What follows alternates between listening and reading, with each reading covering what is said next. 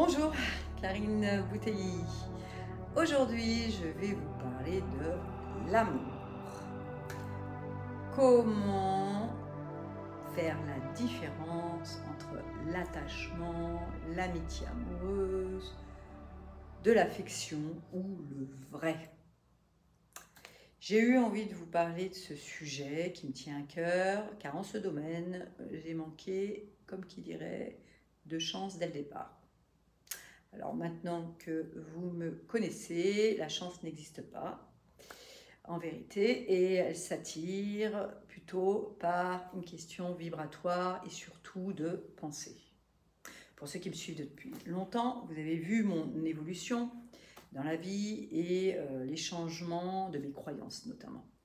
Malgré que j'ai eu la joie de rencontrer des hommes merveilleux et d'autres moins, j'ai appris de ce que j'aimais ou pas, ce que je pouvais supporter ou pas en couple et ce que je voulais surtout plus jamais. Forcément, à un moment donné, je me suis remise en question. Qu'est-ce que je n'ai pas compris? Pourquoi certains trouvent de suite leur moitié et en gros que la vie est un long fleuve tranquille et que d'autres enchaînent les relations, les mariages, les divorces, les séparations, finissent par se lasser à force d'échecs et se renferment pour finir seuls. Sans mentir, j'ai divorcé en 2008 et ça a été un cataclysme dans ma vie. Pourtant, j'avais choisi ce divorce car je ne supportais plus ma vie de couple. Mais du coup, pourquoi? En quoi avais-je échoué? Quel type d'homme me fallait-il? Parce qu'au départ, évidemment, c'était que la faute de mon mari, hein, évidemment. J'ai donc lu un nombre incalculable de livres sur le sujet, les hommes de Mars, les femmes de Vénus, la communication non violente de Jacques Salomé pour mieux communiquer dans le couple. Je vous mettrai même la liste de tous les livres qui sont très intéressants. Les 5 langages d'amour de Chapman, dont j'ai déjà parlé aussi dans les vidéos, qui est très très bien. Mais aujourd'hui, je vais vous donner par exemple le résumé aussi de celui de Don Miguel Ruiz, auteur des Accords Toltec, que je vous ai d'ailleurs déjà expliqué dans certaines de mes vidéos précédemment. Selon lui, par exemple, Don Miguel dit que dans son livre La maîtrise de l'amour, que l'homme et la femme se créent des images sur l'autre et que l'autre va tout faire pour coller à cette image, alors qu'en réalité, ils ne correspondent pas du tout à ça. Donc, si, pour résumer, je suis une personne, mais je me crée un profil qui peut mieux correspondre à l'autre. L'autre se fait une version de moi, ça fait déjà 3 versions, d'accord? Idem pour l'autre, ça fait déjà 6 versions.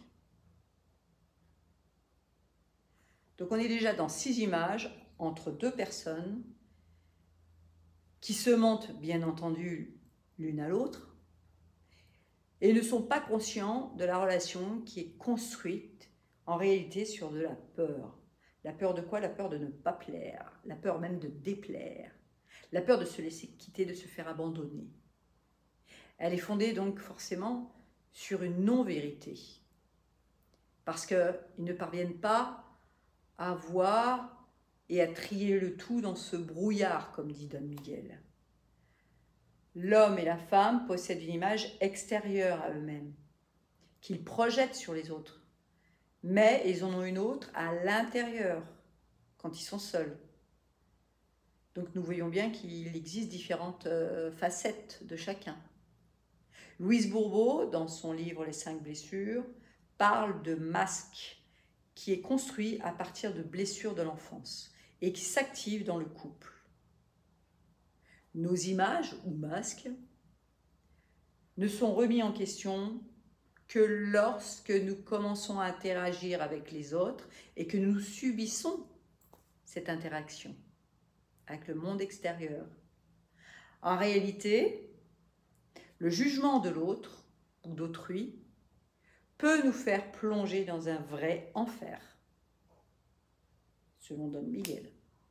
C'est ça l'enfer.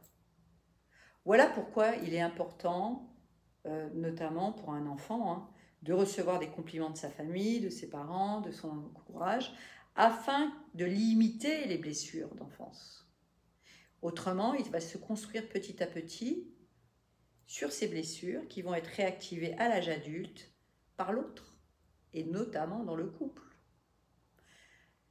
Je vais rechercher l'approbation et la reconnaissance d'autrui, et notamment dans mon couple. Donc c'est bien un jugement qui crée des blessures, et ces blessures vont impacter mon corps émotionnel, qui va rentrer en vibration avec d'autres corps émotionnels. Qui se ressemblent, s'assemblent. Ou en tout cas, parfois on dit que les opposés s'attirent, mais c'est en fait, en réalité, pour travailler sur nous. Parce que l'autre a une vibration qui peut coller à la mienne, de même intensité notamment. Et comme nous l'avons vu dans les vidéos précédentes sur le taux vibratoire, la loi d'attraction, de nombreux facteurs vont rentrer en compte, mais notamment et surtout la gestion de nos pensées, la gestion de nos émotions. Dans votre enfance, vous étiez innocent. Puis progressivement, vont se construire les blessures, les masques. Don Miguel parle de poison émotionnel qui s'infecte ou cicatrise. Et selon lui, ce poison émotionnel, comme il l'appelle, a besoin d'être reversé sur quelqu'un. Et ce sera bien évidemment sur celui avec qui je vis. Le couple appuie sur toutes les blessures et tous les boutons des blessures d'enfance. Et petit à petit, c'est un jeu pervers qui se met en place. On l'appelle aussi triangle de Karpman, bourreau, victime, sauveur. Et selon les réactions de chacun, on va se renvoyer la patate chaude ou le ballon, comme dirait Jacques Salomé, et nous allons jouer tous les rôles, tour à tour. Ceci dit, malgré que j'ai lu beaucoup de livres, et j'aurais beau lire encore plus de livres sur le sujet, en réalité, l'amour se vit au quotidien. Et ce que j'ai pu lire dans les livres et que j'ai mis, il faut le mettre en application derrière. Et c'est à travers mes expériences diverses et variées que je vais apprendre qui je suis. Et j'ai compris quoi? Tout d'abord, retirez vos masques dès le départ. Ça veut dire quoi? Eh bien, soyez naturel sur ce que vous aimez et ce que vous n'aimez pas. Dites tout de suite ce qui vous plaît ou pas, dès le début de votre relation. Et tant pis si l'autre, ça ne lui plaît pas et qu'il s'en va. N'essayez pas d'être une autre personne juste pour coller aux idéaux de l'autre ou pour lui plaire. Ça ne marche pas, car tôt ou tard, le naturel revient au galop. Et c'est encore pire, la déception va être encore plus grande.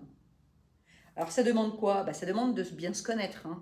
Ça passe par savoir ce que vous voulez et ce que vous ne voulez plus, ce que vous aimez et ce que vous n'aimez pas. Ne faites pas croire à l'autre que vous aimez randonner si vous ne supportez pas et que vous allez mourir au bout d'une demi-heure. C'est pas plus compliqué que ça. Ou ne dites pas « c'est bon » sur un plat que vous n'aimez pas du tout. Ça ne sert à rien non plus. Après, vous pouvez être exigeant. Mais dans ces cas-là, soyez patient. Car celui ou celle qui vous correspondra parfaitement ne va pas tomber du ciel comme ça, en claquement de doigts. Pourquoi? Souvenez-vous de vos commandes à l'univers. Comment ça se passe? Je vous renvoie d'ailleurs à toutes les vidéos à ce sujet sur la loi d'attraction. Je vais vous donner une petite métaphore. Imaginez que vous soyez au restaurant. Vous commandez un plat. Puis en cours de route, vous dites « Ah ben non, finalement, je préfère manger du poisson au lieu de la viande. » Vous rappelez le serveur, vous dites « Ah, s'il vous plaît, annulez ma commande, je change de plat. » On annule, ça repart en cuisine. On refait le plat. et au final, vous serez servi après tout le monde. Eh bien, c'est exactement la même chose avec votre souhait ou votre commande à l'univers, de votre compagnon, de votre compagne. Alors, j'entends des fois certains qui me disent bah, il suffit juste de dire univers infini, envoie-moi l'homme ou la femme qui me correspond parfaitement à cet instant. Ok, parfait. Ou alors, univers infini, envoie-moi un homme ou une femme qui m'aime par-dessus tout. Parfait. Sauf que vous allez tomber sur un homme ou une femme transi d'amour pour vous ou qui vous colle parfaitement actuellement. Et puis au fur et à mesure, vous continuez à travailler sur vous. Et puis vous découvrez que vous n'aimez pas peut-être son physique, ses valeurs, son comportement, et plein d'autres détails qui sont incompatibles avec vous. Et alors le pire, c'est quand vous êtes en travail sur vous, parce que vous n'arrêtez pas de bouger. Et petit à petit, plus vous vous découvrez, plus c'est compliqué. Soyons très honnêtes. Parfois, comme me disait ma psychologue à l'époque, il y a 15 ans, quand j'ai fait une thérapie digne de ce nom, elle m'a dit, j'enchaînais les hommes et les histoires parce que je ne comprenais pas comment ça fonctionnait et je voulais absolument savoir si ça venait de moi, de l'autre, bref. On se pose beaucoup de questions dans ce domaine. En tout cas, moi, je m'en posais, peut-être pas d'autres, mais moi, oui. Il faut passer par ce que l'on appelle la traversée du désert à un moment donné aussi. C'est-à-dire être seul avec soi-même. Et tant que vous ne serez pas bien seul avec vous-même, vous ne serez pas bien en couple. Soyons clairs. Parce que vous allez absolument être comme quémander de l'amour. Vous allez demander beaucoup plus que ce que l'autre pourra vous donner. Vous allez lui demander des choses qu'il ne pourra pas. Vous êtes un puits sans fond. Pourquoi? Parce que l'amour, le vrai, le premier, c'est celui que vous vous donnez. Donc donnez-vous déjà de l'amour, prenez soin déjà de vous, avant de demander à l'autre de prendre soin de vous. Vous voyez ce que je veux dire? Et petit à petit, à ce moment-là, vous allez pouvoir mieux voir ce qui vous fait plaisir. Vous pouvez avoir des petits détails dès le départ, mais plus le temps passe, plus vous allez vous rendre compte que ce que vous n'avez pas pointé du doigt dès le départ va devenir important, va prendre le dessus sur votre élan d'amour de départ, va peut-être même carrément faire vaciller et exploser le couple à un moment donné. Car ne nous leurrons pas, hein, le temps des noces se flétrit. Et la réalité vous explose à la figure à un moment donné. Vous ne supportez plus les détails de l'autre qui déjà bloquait un petit peu. Mais vous l'avez laissé passer, vous l'avez accepté. L'homme qui boit, qui fume dès le départ, qui vous fait rire, qui est un galéron, peut changer, peut-être, ou pas. Et ce qui vous plaisait au début peut ne plus du tout vous plaire parce que vous avez mûri, vous avez changé et que vous attendez non pas un adolescent, comme je les appelle, mais un homme qui prend ses responsabilités. Vous voyez ce que je veux dire? Vice-versa pour les femmes qui sont femmes-enfants, comme je les appelle. C'est peut-être amusant, vous vous sentez fort, vous les hommes, face à une femme-enfant qui ne sait rien faire, mais peut-être qu'à un moment donné, ça va être beaucoup trop pesant, parce que vous allez porter toute la responsabilité du couple sur vos épaules, et vous allez tout faire, et vous allez peut-être trop passer de choses, et vous ne rendrez pas service d'ailleurs à votre compagne, parce qu'elle ne va jamais grandir. Bref, maintenant d'un point de vue spirituel, l'autre est votre miroir. Donc posez-vous la question, qu'est-ce qui me renvoie? Pourquoi je fais une fixette sur ce détail? Ah, peut-être que il ou elle me fait penser à mon père ou à ma mère. Qu'ai-je à régler de ce côté-là? Ou alors, n'aurais-je pas ce petit détail en moi que je ne veux pas voir? Parce que cela met en exergue mon côté sombre que je refuse. Moi, je suis dans la lumière, je suis bien. Ah oui? Nous avons tous un côté sombre qu'il faut accepter. La lumière n'existe que parce qu'il y a l'obscurité. N'oubliez pas. Le yin, le yang. Ou alors, serais-je trop rigide à la différence, intolérante? Et pourquoi je n'arrive pas à supporter ce défaut? Qu'est-ce que cela me renvoie? Attention, hein, je ne dis pas que tout est supportable, que tout est acceptable.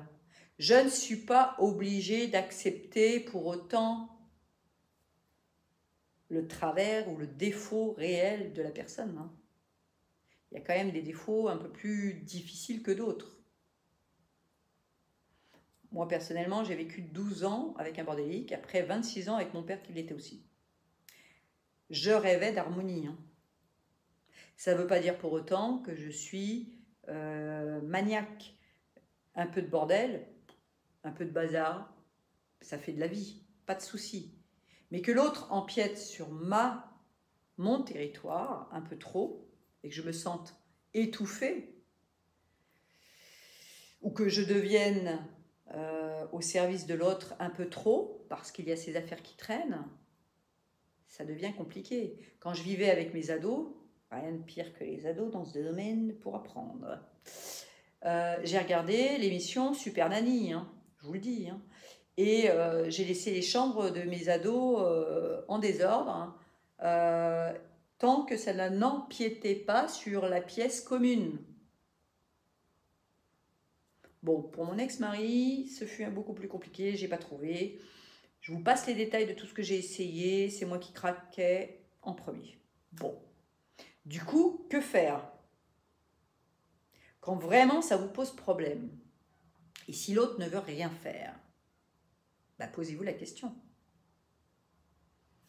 À partir du moment où ça empiète vraiment sur vos valeurs, alors je vous parle du bordel, c'est peut-être un détail pour certains, ça ne l'est pas du tout pour d'autres.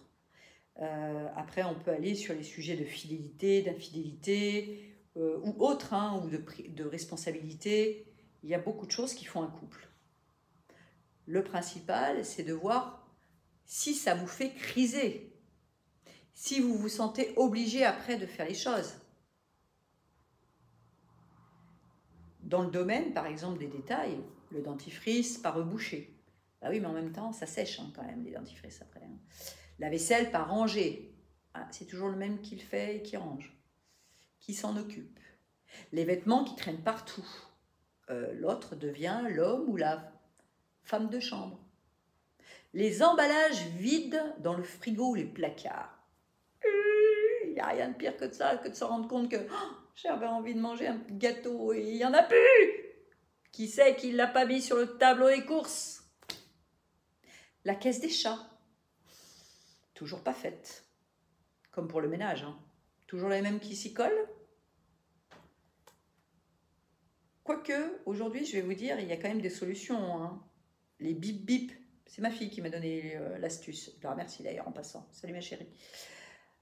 Nouvelle génération. Et ils sont très futés. Hein. Moi, j'avoue, j'aurais dû faire ça.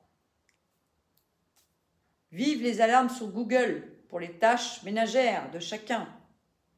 Ça, c'est pour la caisse des chats. Vive les robots ménagers. Hein, on programme, il n'y a plus personne qui s'en occupe, ça fait tout seul. L'aspirateur, la layette, c'est limite si ça ne fait pas encore à manger. Mais bon, on y viendra. Bref. Après, il y a d'autres choses comme les serviettes aussi dans la salle de bain qui traînent par terre. Alors, je suis désolée, messieurs ou mesdames, hein, mais ça va être par terre en boule, ça ne sèche pas. Donc, il y en a un qui va se transformer encore une fois de plus en bonne à tout faire hein, pour l'autre. Dans la même catégorie, nous pouvons rajouter les cendriers pleins qui traînent partout, les tasses de café que l'on laisse et qu'on reprend à chaque fois une nouvelle tasse. On suit le petit pousset dans toute la maison. Et donc, on suit l'autre à la trace, hein, clairement, dans la journée. La vaisselle dans l'évier qui traîne, au lieu d'être dans la machine à laver, ou encore laver et essuyer. Bref, l'intendance de la maison, en général, si elle n'est pas partagée. papier, travaux, démarches, ménage, etc. Et j'en passe.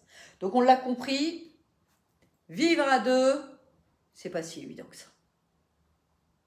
Soit vous avez la même façon de voir les choses et ça coule de source. Rarissime.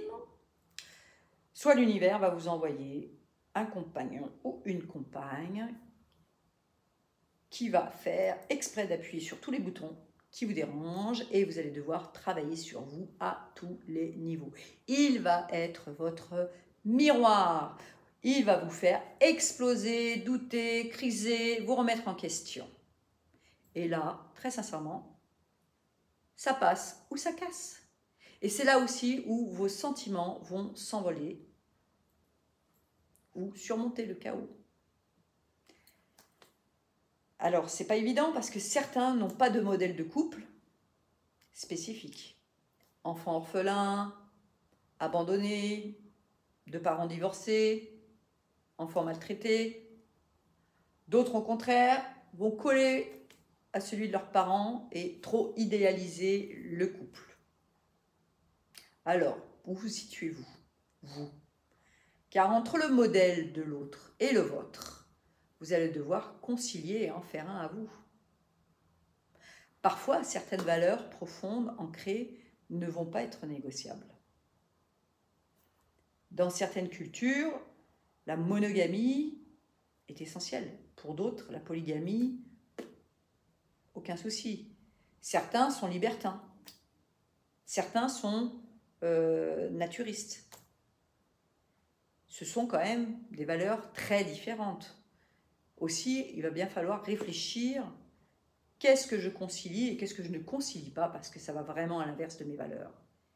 Et c'est au fur et à mesure que vous allez découvrir qui vous êtes, ce que vous voulez, ce que vous pouvez changer, ce que l'autre peut changer.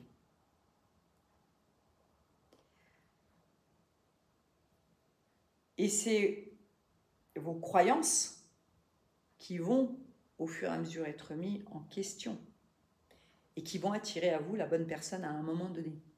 Personnellement, je suis partie avec la croyance et des doutes sur la fidélité des hommes. Je m'étais fait plein de films à ce sujet et j'ai attiré quoi? Mon premier compagnon m'a été infidèle dès le départ. Et ça a continué sur des hommes spécifiques parce que j'avais des doutes à ce sujet et que j'avais déjà projeté dans l'univers ma façon de voir l'homme.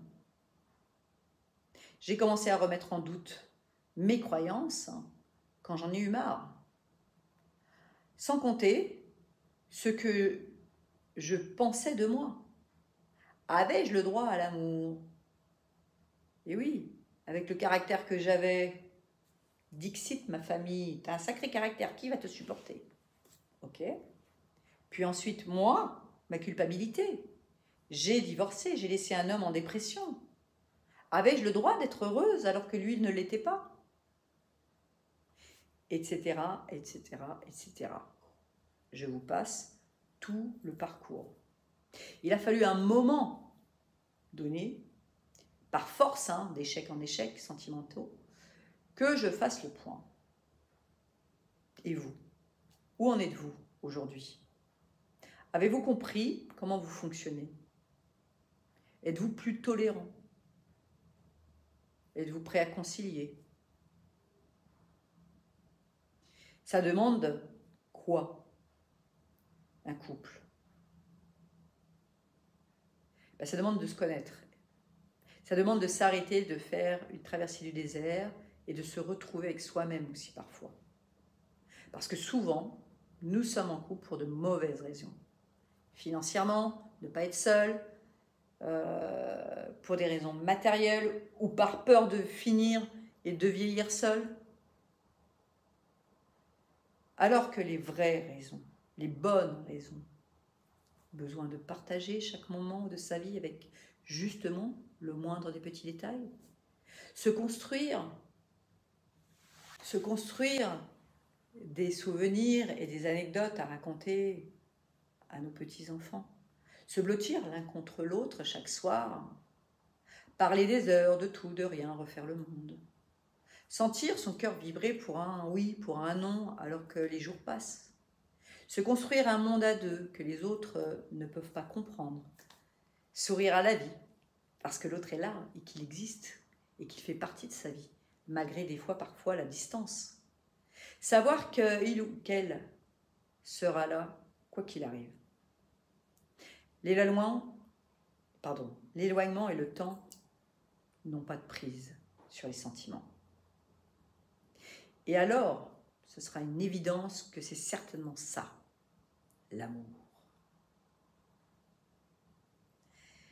Je vous remercie pour votre écoute sur ce sujet qui est vraiment mon leitmotiv, je dirais, de ma vie et qui m'a guidée beaucoup dans tout ce que j'ai fait. Et d'ailleurs, je remercie chacun de mes compagnons d'être passé dans ma vie, car il m'a beaucoup appris.